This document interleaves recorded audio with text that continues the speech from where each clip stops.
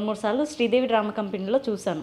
దానిలో నిజంగా ఏంటి బ్యాక్గ్రౌండ్ ఆర్టిస్ట్ లాగానో చప్పట్లు కొట్టడానికో అలా వెళ్ళినట్టు అనిపించింది నాకైతే. ఇక్కడ చాలా చాలా జరుగుతాయి, అవన్నీ మనం మాట్లాడలేము కెమెరా ముందు. ఇప్పుడు రీసెంట్గా ట్రెండ్ అవుతుందిగా ఓవర్గా ఎక్స్పోజింగ్ చేయడానికి పెద్ద సామాన్లు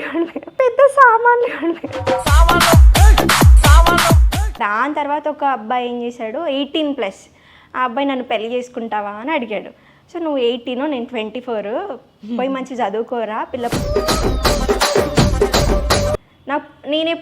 నేను నా ఊహ తెలిసినప్పటి నుంచి నేను ఎప్పుడూ నాన్న అని పిలవలేదు, ఎందుకంటే నాకు తెలియనప్పుడే వాళ్ళు విడిపోయారు. ప్రపోజల్ ఏం రా, మా అమ్మ ఒక తెచ్చింది కానీ గవర్నమెంట్ జాబ్ అని. ఆయన బాలేడు కీర్తి, గవర్నమెంట్ జాబ్ కదా అలానే ఉంటుంది. అమ్మా అన్న నేను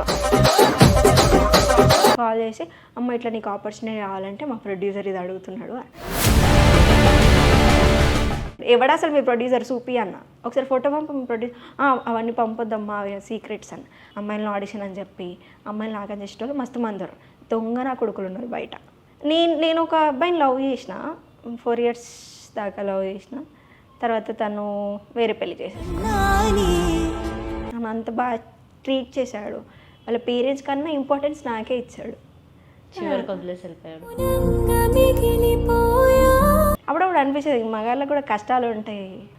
మన దోస్తులతో, ఇప్పుడు సపోజ్ నువ్వు నాకు క్లోజ్ ఫ్రెండ్ అనుకో, నాకు కష్టం వచ్చినా నాకు ఏది వచ్చినా నీతో చెప్పుకొని ఏడవచ్చు. నేను వాళ్ళు ఎవరితో చెప్పుకొని ఏడవలేరు పాపం, ఎవరితో పోయి బాత్రూంలో ఏడవలసిందే తప్ప